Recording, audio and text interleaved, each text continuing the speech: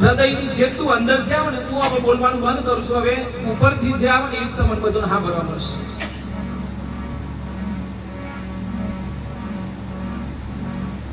રામેશ્વર કંપામાં કથા થઈ અને પ્રકાશ બાપુ અમારા હરદાસપુરના ઋષિ આશ્રમમાં પગ માંડ્યા. અમારે બહુ મળવાનું ના થયું, મારે જવાનું થયું ને એ આશ્રમમાં આવવાનું થયું, પણ અહીંયા અલખના ઓટલે આવવાનું થયું.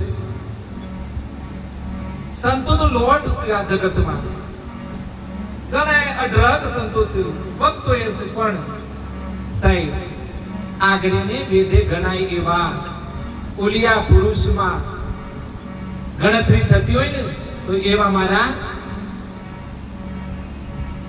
રામેશ્વરના અલખ ઓટલાના પ્રકાશ બાપુના ચરણમાં કોટી કોટી વંદન.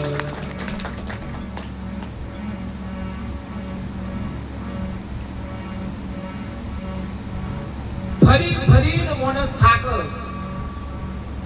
ના મળે એટલું પછી શું કરે, નિરાશ થઈને બેસી જાય. મારે હું કચ્છમાં 21 વર્ષ નોકરી કરી અને પછી અહીંયા એમ ગોતતો હતો કે કોઈ એવા સંત ખરા કે આપણે એમના જોડે બેસીએ ને આપણને સીધા રસ્તાની વાત મળી જાય. પણ ખબર ન પડતા અલખના ઓટલે આવવાનું થયું અને પ્રકાશ બાપુના જોડે બેસવાનું થયું.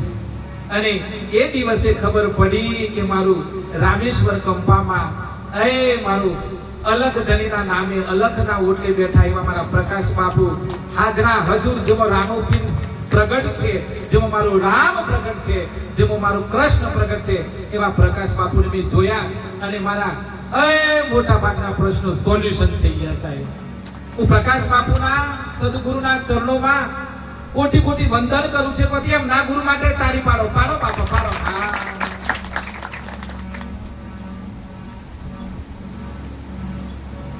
મારે તો ઝવેરબા જ્યારે હું અલખના ઓટલે કથા ભરવાયો એટલે ઝવેરબા મારું સામે જોઈ રહ્યા, હું એમના સામે જોઈ લીધું.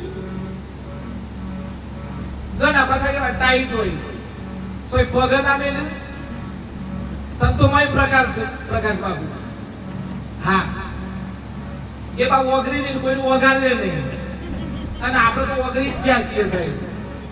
મેં તો નક્કી કર્યું છે મારે સોમડિયું મારું ધણી સોમડિયું હું બોર ચોરલો કરું છું અને હું એની દાસી છું સાહેબ.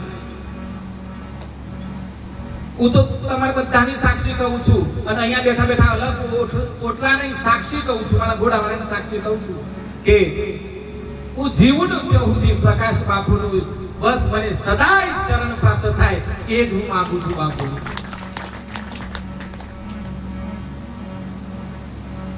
ઝવેરબાને મળ્યું એટલે ઝવેરબા મારી સામે જોઈ રહ્યા, પ્રકાશ બાપુ મને તો લઈ ગયા અને મારી છેલ્લી મુલાકાત. અને એ દિવસે મારો અલખનો ઓટલો કહેતો હતો કે બાના હૃદયને ઓળખ્યો, બાના આંખોમાં આંખ પરોવી લીધી એટલે મને ખબર પડી કે બા મહેમાન છે બાપુ. પણ આપણો અવસર એવો શું ધાર્યો કે એમને ત્યાં સુધી આપણા જોડેથી વચ્ચેથી ગયા નહીં. પણ બા જાણે મને એમ કહેતા બેટા હું હવે બહુ નથી પણ મારા દીકરાની આ મોટી રામદેવ કથા પૂરી થાય ત્યાં સુધી હું મહેમાન છું બાપા.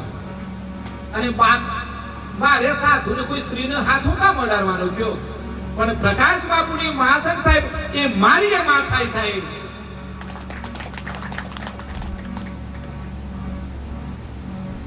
એક સંતની માં હોય મારી માં ન હોઈ શકે સાહેબ. અને મેં મારી માના હાથ પકડ્યા ઝવેરબાના અને એ દરમિયાન મને બહુ આનંદ થયો અને બાના આશીર્વાદ લીધા. અને હવે તો નક્કી થઈ ગયું. અને આજે બાપુ આજે 27 તારીખ ખાલી હતી, 27 તારીખ ખાલી હતી. કોણ તો કાલે જવાનું છે, પરસું જવાનું છે. હું 2 વાગે રાત્રે ઘેર આવું છું બાપજી. અને તોય હવારે ઘરવાળી તો પાછું ઘેર હેડો સાના મારા નાવાના ઘેર ખાતર નાખવાનું. હા લાગે તો બધું તમે કઈ બધ છે મારે મજા આવી ને. હા આજે 300 પૂરા ઝાડના માથે બોધી ઘેર લાવ્યું. હા મારા પ્રકાશ બાપુ જેવા જ સંત બનવાનું છે સાહેબ. ખાલી કપડો હારો પહેરી મારે ગાડીઓ નહીં ફરવાનું, પણ સાહેબ ઘેર ઘર જેવું થવાનું અને સંતો ભેગું સંત જેવું થવાનું સાહેબ.